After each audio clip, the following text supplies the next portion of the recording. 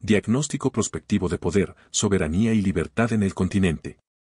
Parte 3. El continente, la partida final del hemisferio occidental.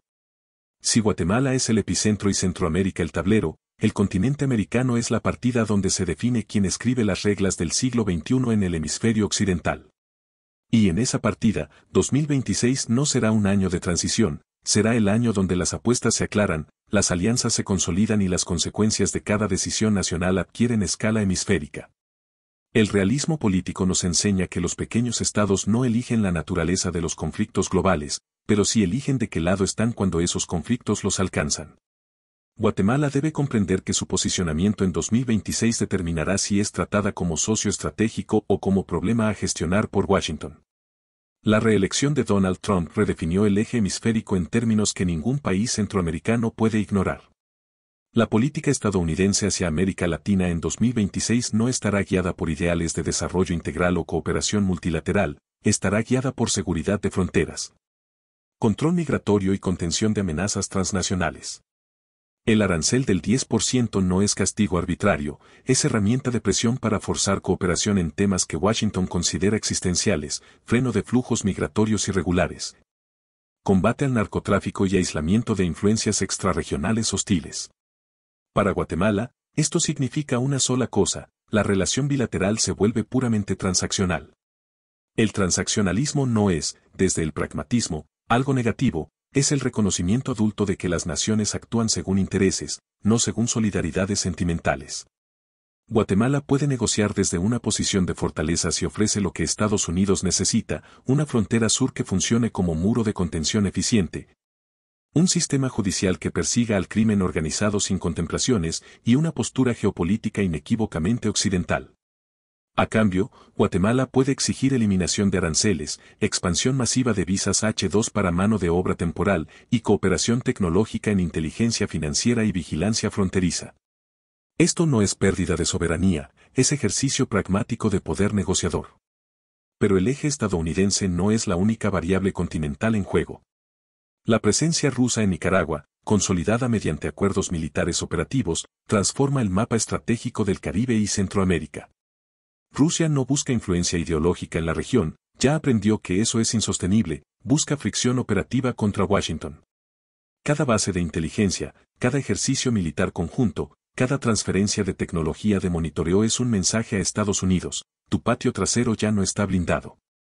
Y cuando el patio trasero se vuelve campo de juego de potencias rivales, los costos estratégicos para toda la región se multiplican. China opera con lógica distinta pero igualmente pragmática. Beijing no necesita bases militares en Centroamérica, le basta con aislar diplomáticamente a Taiwán y expandir su presencia comercial sin generar dependencia política visible. La estrategia china en América Latina ha sido consistente, ofrecer financiamiento de infraestructura con condiciones suaves, presionar para cambio de reconocimiento diplomático. Y luego subinvertir mientras captura mercados mediante déficits comerciales masivos. El retiro de Panamá de la iniciativa de la Franja y la Ruta en febrero de 2025 es señal de que el modelo chino no siempre entrega lo prometido. Guatemala debe aprender de esta experiencia sin repetirla. El bloqueo de 10 contenedores guatemaltecos por parte de China en mayo de 2024, en represalia por un saludo oficial al presidente taiwanés, no fue incidente menor. Fue demostración de poder económico como instrumento de presión política. Cuando una potencia puede paralizar tu comercio por un gesto simbólico, la soberanía económica se vuelve teórica. ¿Cuánto margen de maniobra tiene realmente un país pequeño cuando su comercio puede paralizarse por un gesto diplomático? Las condiciones actuales dictan que Guatemala debe diversificar mercados, no por capricho ideológico, sino por cálculo estratégico, la dependencia comercial excesiva de cualquier actor, sea Estados Unidos, China o Europa. Es vulnerabilidad estructural. Pero más allá de las maniobras de grandes potencias, el continente enfrenta una amenaza que no respeta fronteras ni ideologías, la convergencia criminal terrorista. La industrialización del narcotráfico latinoamericano, combinada con la sofisticación de redes de financiamiento terrorista de Medio Oriente, ha creado un ecosistema criminal transnacional que opera con presupuestos, logística y capacidad de corrupción superiores a los de muchos estados pequeños. La designación estadounidense de MS-13 Sinaloa y CJNG como organizaciones terroristas en febrero de 2025 abrió la puerta a instrumentos de combate que antes estaban reservados para Al-Qaeda o ISIS, congelamiento de activos globales, operaciones de inteligencia sin restricciones jurisdiccionales y cooperación interagencial sin trabas burocráticas. Para Guatemala, esto representa simultáneamente amenaza y oportunidad. Amenaza porque las estructuras criminales responderán incrementando sofisticación, buscando captura institucional más profunda y aliándose con redes globales para blindarse. Oportunidad porque si Guatemala demuestra capacidad y voluntad de combatir estas estructuras con efectividad, puede posicionarse como socio indispensable de Estados Unidos en la región, accediendo a tecnología de inteligencia, entrenamiento especializado y financiamiento que ningún otro país del Istmo recibirá. Llegados a este punto, la proyección prospectiva para 2026 debe sintetizarse en 3 escenarios plausibles que abarcan las dimensiones nacional, regional y continental. Escenario 1, el orden institucional, el bastión occidental, probabilidad, 30%. Guatemala logra integrar su Corte de Constitucionalidad y Tribunal Supremo Electoral con perfiles técnicos comprometidos con la propiedad privada y Estado de Derecho. El sector privado, entendiendo que esto es inversión estratégica, ejerce presión efectiva en comisiones de postulación. Paralelamente, el gobierno negocia pragmáticamente con Washington, acepta cooperación migratoria y de seguridad a cambio de eliminación de aranceles y expansión de visas laborales. El resultado es estabilización de certeza jurídica, recuperación gradual de control territorial y posicionamiento de Guatemala como refugio de capitales centroamericanos.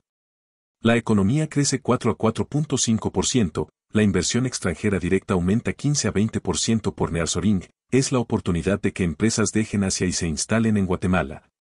Y el retorno migratorio se gestiona mediante zonas de desarrollo especial que absorben mano de obra tecnificada. Guatemala se convierte en ancla de estabilidad regional, atrayendo empresas que huyen de la impredecibilidad nicaragüense y de la saturación salvadoreña. Escenario 2, fragilidad institucional, el estancamiento gris, probabilidad, 50%. Las comisiones de postulación resultan en magistrados de perfil transaccional o mediocre, sin captura total pero sin liderazgo técnico. La certeza jurídica se erosiona lentamente, no hay colapso, pero tampoco confianza. Estados Unidos mantiene aranceles como presión continua, las deportaciones aumentan sin plan de absorción efectivo y las remesas se estancan por incertidumbre. El crimen organizado no toma control visible del territorio, pero expande presencia silenciosa en municipios, aduanas y mercados locales. El crecimiento económico cae a 2.5 a 3%, insuficiente para la población joven. La polarización política se vuelve crónica, cada decisión judicial es contestada, cada política pública es paralizada por litigios. Guatemala funciona, pero está agotada. No hay transformación, hay supervivencia. El país pierde la ventana del nearshoring porque los inversionistas prefieren certeza imperfecta en otros lados que incertidumbre permanente aquí. Escenario 3, ruptura sistémica, la tormenta perfecta, probabilidad, 20%. La captura de las cortes por redes colectivistas o criminales genera crisis de legitimidad institucional. Las sentencias se perciben como políticas, los procesos electorales se cuestionan y el sector privado entra en modo defensivo, retracción de inversión, fuga de capitales, salida de talento. Simultáneamente, Estados Unidos ejecuta deportaciones masivas de 200.000 guatemaltecos sin coordinación efectiva, colapsando servicios públicos y generando desempleo explosivo. Las remesas caen 25 a 30%, destruyendo el consumo interno. El crimen organizado, percibiendo debilidad estatal, expande control territorial en fronteras y comienza a operar abiertamente en ciudades intermedias. La violencia no aumenta dramáticamente, el crimen prefiere invisibilidad, pero la extorsión se vuelve un impuesto paralelo que nadie puede evadir. La presión social genera estallidos focalizados, protestas, bloqueos de carreteras, confrontaciones locales.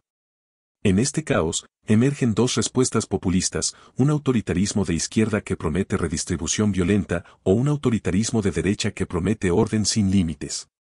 Ambos destruyen lo que queda del Estado de Derecho. El análisis continental de estos escenarios revela una verdad incómoda: Guatemala no controla todas las variables, pero sí controla las decisivas. El país no decide la política migratoria estadounidense, pero sí decide cómo integra sus cortes. No decide si Rusia opera en Nicaragua, pero sí decide si coopera efectivamente en inteligencia con Washington. No decide si China presiona comercialmente, pero sí decide si diversifica mercados y sostiene alianzas estratégicas. La soberanía, en términos realistas, no es hacer lo que queremos ignorando el poder de otros, es maximizar márgenes de maniobra dentro de restricciones estructurales. Guatemala tiene en 2026 la oportunidad de demostrar que democracia y orden no son contradictorios, que libre mercado y seguridad pueden coexistir. Y que un país pequeño puede ser relevante estratégicamente si elige bien sus batallas y sus aliados. Pero para eso necesita élites políticas y empresariales que abandonen la ilusión de que pueden ser neutrales en un continente polarizado. La neutralidad no es prudencia, es cobardía disfrazada de pragmatismo. Y la cobardía, en geopolítica, se paga con pérdida de relevancia y eventual subordinación. La batalla por Guatemala en 2026 no se librará en las calles, se librará en las salas donde se votan magistrados, en las mesas donde se negocian acuerdos comerciales. Y en los despachos donde se decide si cooperar con aliados occidentales o ceder ante presiones extrarregionales. Esa batalla ya comenzó. Y su resultado definirá si Guatemala entra a 2027 como república soberana con futuro, o como protectorado del caos sin rumbo. El realismo político nos enseña que la historia no perdona a quienes dudan cuando la decisión es imperativa. 2026 es ese momento para Guatemala. No habrá segunda oportunidad.